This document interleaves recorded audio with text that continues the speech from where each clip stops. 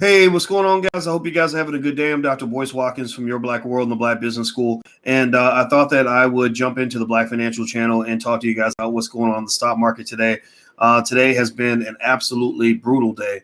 For those of you who are investors, I would be stunned if you told me you made money today. The only way you made money is if you are lucky because you like to sell short or something like that. There are always people that make money in every market condition, but this is a tough condition to really make money. This is really a condition where, based on the philosophies that I teach in the Black Stock Market program, this is just one of those times where I just say, long-term investors usually do better than short-term investors. So today, the Dow had its third worst day ever. On a percentage basis, I believe it's the biggest drop that the Dow has ever had in history, greater than the Great Depression in absolute point terms, in real point terms. I got to double check. And I did some research on the Great Depression, and it was interesting because the Great Depression occurred, or the market crash that helped precipitate the Great Depression actually occurred over several days. It didn't just happen all at once. It happened over several different days, and I guess there's the first day where it drops, and then people come in and think they can save it, and they try to save it. They save it temporarily, and then the drop continued and continued and continued. And one interesting factor that is consistent in this particular market crash relative to previous crashes is that the media is playing a role in this crash, just like the other one.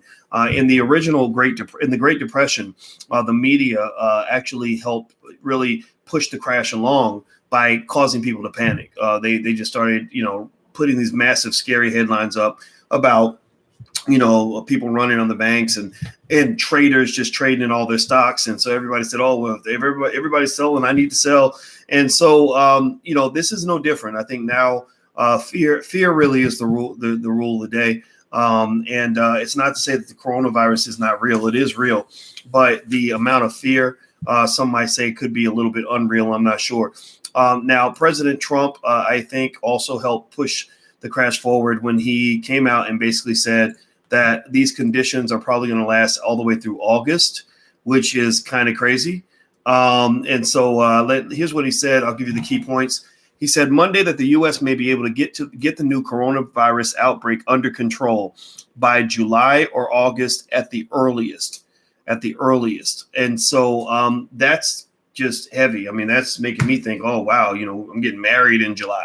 Maybe I should change the date of that, And so, it's sort of one of those things where you just got to get prepared to lose a lot of money. Everybody's going to lose money because when an economic system just shuts down, you're not going to get good economic news. Do I think it's real? Do I think it's really, or the virus, or just 5G? I don't know about the 5G stuff. I've heard those theories. I'm not saying it's out of the question. I just don't know anything about that. But then again, my mind is open to everything. Is everybody going to refinance? Yeah, I think so. I think you'll see a lot of refinancing, and so you've seen some stocks in residential construction that have actually not done as badly as the other stocks because they expect some of that money to shift in that direction. I mean, the economy has not disappeared. It's just moved to a different location. So most of the economic activity in the world is probably going to happen online, and so really this might be a good time for you to learn how to start an online business or something like that. And so, in fact, actually tonight when we're doing our digital slumber party for the Black Business School, I think I'll put together some sort of special offer or something where you guys can join our entrepreneurship program and learn how to start an online business or something like that. So let me, Anthony, I think I ask shoot, let me, the stupid thing. I hate when the computer starts talking without permission. I really think that this is going to be the new normal. I think that working from home is not just going to be a short-term trend. I think that once people get used to that, I think they're going to want to stay that way. So you're probably seeing a fundamental shift in terms of how business is being done. Now, if you want a little bit of good news, tomorrow the Dow futures are predicting that the market's going to go up a little bit, about 200 points, so about 1%. But remember, today the Dow dropped 12.9%, which is absolutely massive. I don't have my notes in front of me, but if I'm not mistaken, in the Great Depression, on the biggest one-day drop, I want to say the biggest one-day drop might have been 11%, but don't hold me to that. I'm going to do some research so we can kind of compare the two. One thing I'll definitely say is the Great Depression was also caused by really bad policy, just bad leadership in terms of the President Hoover and others just making bad decisions. So at least now, hopefully, we know a little bit more about what it takes to keep our banks strong. The banks are important because the banks provide liquidity, meaning they provide the cash necessary for business to occur. But the problem is that it's going to be hard for that to happen if everybody is, staying away from each other. A lot of business traditionally is done up close, hand to hand, person to person. So it's kind of hard to imagine a world with a functioning economy where people are not, talking to each other. Let's see here. Any advice in investing in stocks or shares available? Yeah, I'm actually leaning toward strong companies that have strong balance sheets that are going to survive this downturn and do better later on. One stock, for example, I've heard people mention Chipotle as one company that they think will be able to sustain itself and do well once this downturn is over. But that's what I'm buying. This is not investment advice. But if you do want to see everything I'm buying, there's actually a section in my Black Stock Market program that shows you every single thing that I'm buying, or in all the stuff, or at least a bunch of the stuff that I'm buying, in the downturn. So in fact, if you log in at theblackstockmarketprogram.com, theblackstockmarketprogram.com, if you go to the bottom, there's a section called What Dr. Boyce is Buying. So every single day, I've pretty much been doing videos telling you what I'm buying and why, and stuff like that. Because there are some industries that are going to actually benefit from the shift of the economy. Some industries that are going to just survive and do okay. Some that are going to be hammered with irreversible damage because people are just going to change how they do business. So, so you're really seeing something that's really historic right now. And I'm just really trying to figure out, what's the other part of this that I'm missing? Because what I see is a virus that has infected, less than 0.1% of the population. And I think that you have so far about a 1 in 6 million chance of dying from it. But yet, it's shut down the entire country. I'm not saying that it's not real. I'm just saying it doesn't add up. I'm a black man. There've always been many, many ways for me to die as a black man. Black men get killed all the time, So I'm not saying that it's not real. It shouldn't be taken seriously. I'm just trying to figure out, what's going on, because it takes a lot to get a guy like Donald Trump to lose his confidence. Like it tells, oh, look at me sneezing. Oh, what does that mean? Could boys have a virus? Well, you know what? Let me say this. If I did have the coronavirus, which I don't believe I do, and I don't want to have it, the odds of survival are very, very high. The odds of dying are extremely low. So that means that if you're in a room with 100 people that have the coronavirus, then, only 2 of you are going to die out of the 100, right? So, and that includes the old people, the sick people, and the people with weak immune systems. And it is allergy season. So yes, in allergy season, in March and April, I'm always sneezing anyway. So it is what it is. So let's see here. So according to CNBC, the latest daily briefing came as the number of infections and deaths continue to rise in the U.S., prompting drastic action at every level of government to try to mitigate the spread. Asked when the U.S. might expect to turn a corner in its efforts to rein in the virus, Trump said, quote, "If we do a really good job, we'll not only hold the death down to a level that is much lower than the other way, had we not done a good job, but people are talking about July, August, something like that." At that point, the stock market tumbled. Trump is such an arrogant guy that I really wouldn't be surprised if he was, saying this to manipulate the market. I really think that with his personality, I feel like he's the kind of guy that gets a kick out of knowing that when he talks, he can shift $1 trillion in wealth in a different direction. So I think Trump, honestly, between you and I think that he may have been exaggerating. We know he's a liar. We know he's a narcissist. I'm not saying Joe Biden is any better or Bernie Sanders, so I'm not into that politics thing. I don't waste my time getting mad at Donald Trump. I just don't. Like they said, I saw a saying, somebody had a quote up that I thought was great. I shared on my Instagram. My Instagram is The Real Boyce Watkins. You can follow me there. And one of the things that they said, Rich people are buying stocks and everybody else is buying toilet paper. And I like that. I focus on one type of paper. I don't focus on the other type of paper. We got toilet paper in the garage.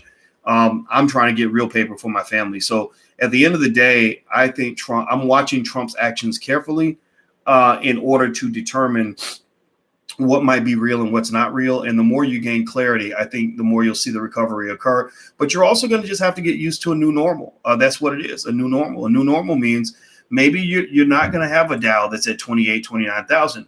Your new normal might be a Dow that's at 20,000. Maybe it was supposed to be there all along. Maybe that's what we just got to get used to. It doesn't mean that money can't be made. It just means that that's what it is. If you're a dollar cost average investor and you're consistently buying assets, you're almost always going to be better than you would have been if you had just spent all your money.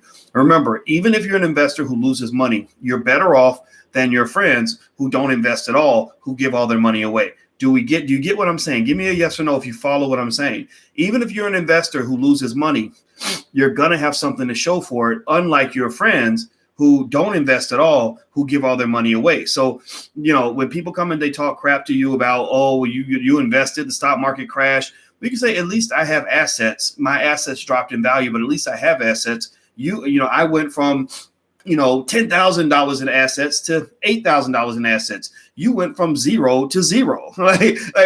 Or negative 80,000 because you still got student loan debt that you'll never be able to repay. So I'm not sitting here trying to say that everything's peachy keen, but I am trying to say that this is investing. It's a long-term game.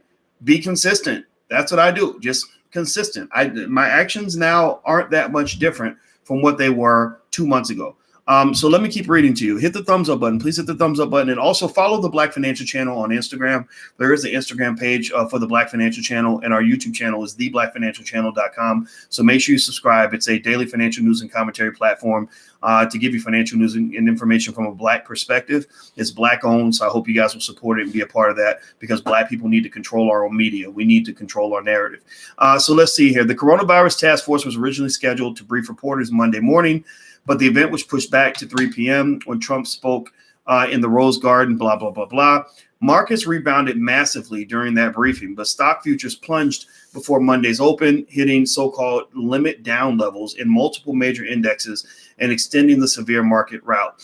Dr. Anthony Fauci, director of the National Institute of Allergy and Infectious Disease, suggested later in the briefing that Americans, many of whom have seen their lives upended amid the crisis, may be able to make a return toward normalcy before midsummer. The White House, during the briefing, put out a new set of guidelines with safety recommendations for Americans to follow. But those, quote, are a 15-day trial guideline, Fauci said. It isn't that these guidelines are going to be in effect until July. The coronavirus, which is believed to have originated in the Chinese city of Wuhan, has swept across the globe, infecting at least 180,000 people and killing more than 7,000. Okay, so let's see. 10% of 180,000 is 18,000, right? So that's a little bit more than a third. So a third of 18,000, which would be about 3.5. So you're talking about maybe 4%. So maybe 4% is the mortality rate. At least in Wuhan, it is. Now in the U.S., you've got 4,700 cases and 74 deaths. 1% of 4,700 is 42.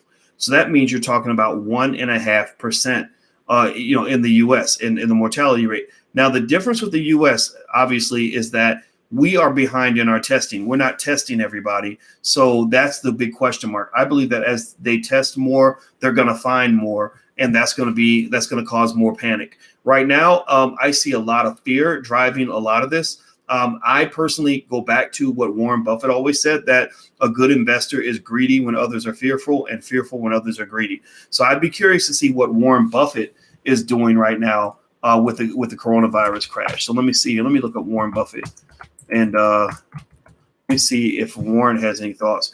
Buffett will make a decision on working from home on a day-by-day basis, he says. His daughter Susie goes into self-quarantine after having a potential coronavirus exposure. Let me see, what does Buffett have to say about coronavirus? Hit the thumbs up button. Please hit the thumbs up, share, and subscribe button. Also, my stock market program is theblackstockmarketprogram.com. You could try it for 30 days for $1. That's theblackstockmarketprogram.com. Also, tonight at midnight, just for fun. We're doing a digital slumber party where we're all going to meet up at midnight online and hang out, because I this reminded me of like when you were little and you didn't have to go to school the next day, how much fun it is. So I thought it would be fun for us to meet each other tonight at midnight. And I'm actually going to share some information. We're going to hang out and talk and, just have some fun. I don't know. Maybe I'll find some old music videos to watch or something. I think that would be fun. All right. So let's see here. Warren Buffett, chairman and CEO of Berkshire Hathaway, sat down with Yahoo Finance. What does he say? Man, crap. I guess it's a video. So let's see what Warren Buffett has to say. Let me read Market Watch because I really want to hear what Buffett has to say. Because Buffett's the kind of investor that actually he lives for moments like this, I think. He said he's playing it by ear. He's gone to his office on Saturday, but was expected to work from home for a day or two. But the employee noted that the investor's plans going forward would be on a day-by-day basis. He turns 90 in August, so he's old and he's still working. That's crazy. Now, as a 90-year-old, he's particularly susceptible to the virus. The cases of COVID-19 in ages 70 to 79 had an 8% mortality rate, and those 80 and older had a mortality rate of 14.8%. So that's another factor, right? When you're looking at your chances of catching the disease or dying from the disease, you got to remember a lot of the percentages are skewed. You mean they're stretched by older people and people with weak immune systems. If you take them out of the sample, the mortality rate drops dramatically. So if you have 100 people in a room, and I'm not saying the virus is not a big deal. Do not think I'm understating the significance of the virus. I'm not saying that at all. But if you have 100 people in a room with the coronavirus, about 2 of them are going to die, right? 2 out of 100, maybe 3 if it's a bad day. Out of those 3, at least 1 or 2 of those 3 people is going to be a senior citizen or a sick person, right? So, so if you're young and healthy, then some would argue that, your mortality rate drops to, 1%, something like that. I'm a black man. There's always been things that could kill me very easily. Like if you're a black man, then your mortality rate has always been about 10 to 15% your whole life. Seriously. I mean, just keeping it 100 with you guys, right? So I'm not saying that it's not a big deal. I'm just saying that maybe the fact that there are some people in our community who are not scared to death, who are just handling their business, doing, following the protocols, but aren't freaking out and buying like 20 gallons of water and 47 rolls of toilet paper. Maybe they actually have a point. There are viruses out there. They've been out there. They could kill you. Some of these swine flus are ridiculous. There's a swine flu in China that was actually spreading throughout China that had a 60% mortality rate. 60%. That means if 10 people got it, 6 of them died. That's scary as hell. The only difference was that this one did not have as much of an infection rate as this corona thing, right? So corona spreads much more easily. But it's not as likely to kill you. H1N1, stuff like that. I think that's the regular flu that comes out every year. That kills far more people at this particular point. So I'm really trying to figure out if, 10 years from now, like I wish I could pick up a cell phone and call my future self and talk to my future self on the phone and say, how's this going to play out? How does this look? How are we going to look at ourselves a decade from now? Are we going to look at ourselves as people that were seeing the beginnings of something terrible? Or are we going to look at ourselves as a bunch of damn fools who freaked out and went crazy over something that was not real? I don't know. I'm not saying one way or the other. I'm just saying I don't know. So let's see here.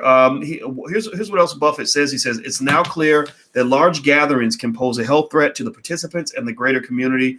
We won't ask this of our employees, and we won't expose Omaha to the possibility of becoming a hotspot in the current pandemic. So that's another thing that's interesting, too. It's almost like a lot of people are taking precautions due to what we call in finance. We refer to this as the herding effect. The way animals herd, humans herd too, because we're still animals. We're just the smartest animals. Follow Grindstar page. I will follow your Grindstar page, brother. Vinny Bucks, is that?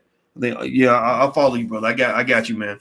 So the thing about it is that, when you're talking about this herding effect, a lot of people are shutting things down, not because they're really legitimately concerned.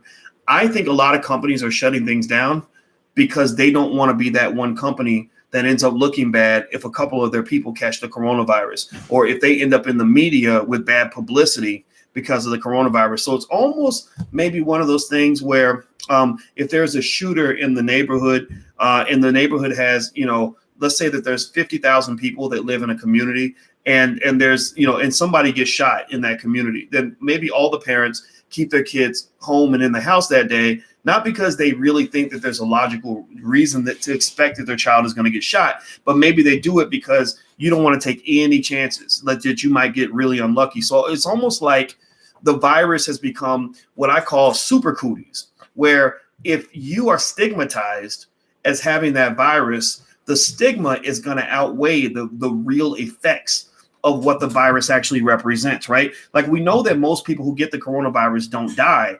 And so why would you be afraid of something where sorry guys, my foot is cramping. Ooh, Lord.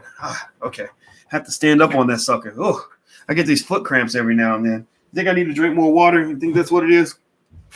But I keep a big jug of water right here. But my foot was, hit the thumbs up button. Please hit the thumbs up button. So effectively, I think that, if you read Buffett's language, Buffett is actually, to me, he's not saying that we really think that it's really going to affect us. Like, the logic says that your chances of catching the virus are extremely low. What it's saying to me is, since everybody else is doing it, we're going to do it too.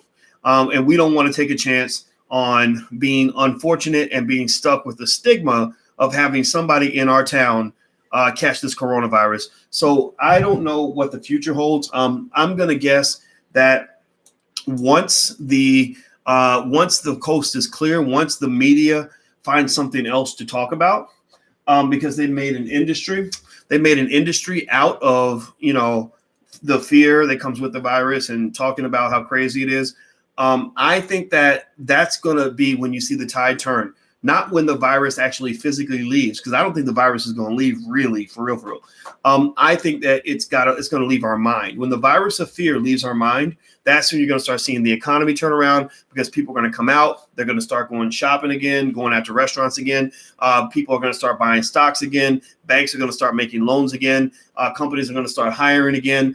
And that's when you're going to start seeing things turn around. So, because remember, it doesn't matter if the virus actually leaves. If the media continues to report it as if it's here, then it's never going to go away, right? Like, they could have 2 people die from the coronavirus, 2 people out of 331 million. And if that dominates the headlines, then that's going to dominate the thinking of a lot of people, because there are a lot of people who walk around as if they might catch the virus, but their chances of actually catching it are like 1 in 100,000, right? Do you follow what I'm saying? I'm not saying that it's not real. I'm just saying that there are a lot of things that are real. And like, for example, Ebola. Did Ebola go away? Did Ebola die? Ebola didn't go away. Ebola's still here. It's just that we don't talk about it in media. ISIS. They used to talk about ISIS all the time. Oh, my God, ISIS. Where did ISIS go? Well, it just left the headlines, right? So I think that once Ebola leaves the head, not Ebola. God forbid. If it's Ebola, man, that's a game changer. That's a whole different conversation.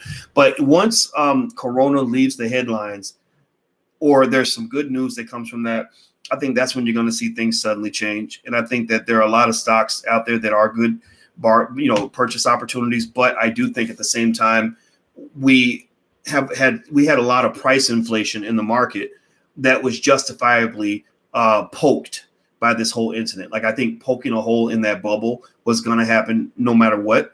And it just happened a little bit sooner and a little bit more tragically than we expected. And so I'd be curious to see how long it lasts. So anyway, those are my wide open thoughts. I'm going to bounce out of here, guys. Do me a favor, hit the thumbs up button, hit the share button, hit the subscribe button. Make sure you subscribe to theblackfinancialchannel.com. Those of you who want to know which stocks I'm picking and want to learn more about investing in the stock market, stuff like that, feel free to go to theblackstockmarketprogram.com, THE. That's theblackstockmarketprogram.com. And in the bottom of the curriculum section, there's that whole section where I have several videos called What Dr. Boyce is Buying, and they're all dated, and you can see the different stocks I'm buying and why, and based on the research and all that stuff. And also tonight, we're doing the digital slumber party. So if you'd like to register and hang out with us for that, go to digitalslumberparty.com. That's digitalslumberparty.com. Please hit the thumbs up button. I'm out. Have a good day. See you guys soon. Peace.